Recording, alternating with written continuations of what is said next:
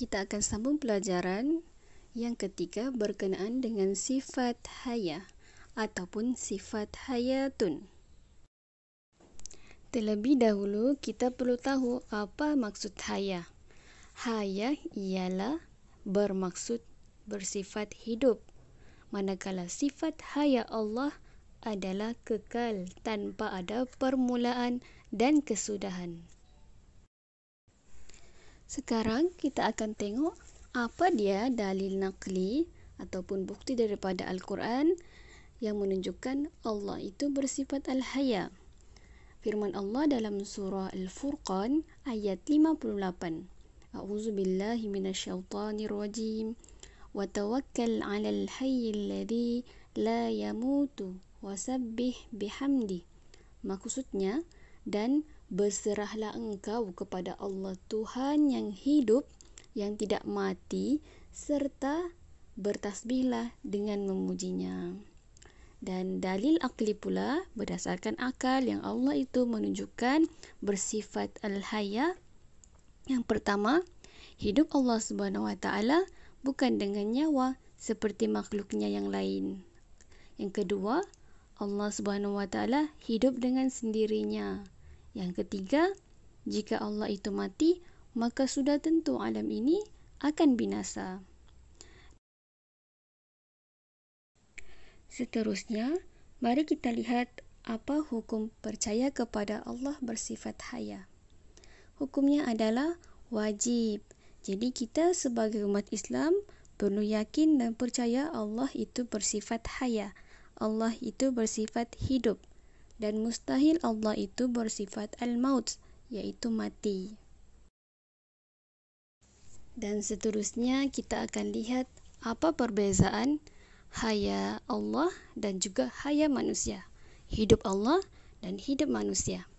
Tengok yang pertama, haya Allah sedia ada dan abadi, kekal selama-lamanya. Sedangkan haya manusia bersifat baharu, iaitu pasti hancur, musnah dan manusia akan mati. Yang kedua, tiada tempo masa. Haya Allah ni tidak ada tempo masa, kekal selama-lamanya. Kalau manusia, hayanya, hidupnya ada tempo masa. Akan sampai masanya manusia itu akan meninggal dunia. Yang ketiga, haya Allah tidak bernyawa dan haya manusia ada nyawa. Haya Allah pula tidak bernafas, sedangkan haya manusia bernafas. Yang kelima, haya Allah tidak bertubuh badan, manakala manusia pula bertubuh badan. Yang keenam, haya Allah tidak makan dan minum, manakala haya manusia makan dan minum. Haya Allah yang ketujuh, tidak ada siapa menghidupkan Allah.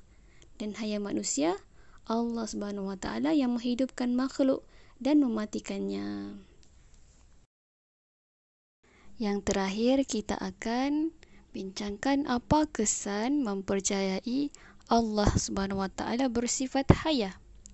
Yang pertama, kalau kita percaya Allah itu bersifat hidup, bersifat haya, kita akan sentiasa mengagungkan Allah Subhanahu Wa Taala.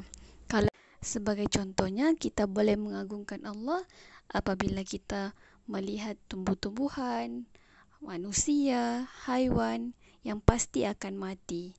Dan kita muhasabah diri, yang kita ingat adalah Allah sahaja yang maha kekal, yang hidup sampai bila-bila.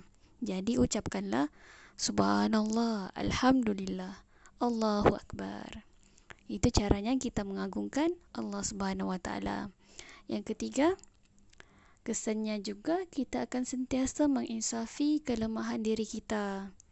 Bila kita tahu Allah itu maha hidup, Allah maha kekal sampai bila-bila, kita akan merendah diri, merendah hati kepada Allah Subhanahu Wa Taala. Yang ketiga, sentiasa meyakini bahawa semua makhluk di alam ini akan binasa. Dan yang terakhir, kesan daripada percaya kepada Allah bersifat haya, kita akan sentiasa bersedia dan mengingati mati. Seperti sebelum tadi Ustazah sudah beritahu, perbezaan haya Allah dengan manusia hayat Allah itu kekal dan manusia pula ada tempoh masanya. Sampai satu saat manusia akan meninggal dunia. Okey, itu sahaja pembelajaran kita untuk kali ini. InsyaAllah kita akan bertemu pada episod akan datang untuk mempelajari pelajaran-pelajaran yang lain. Assalamualaikum. Bye.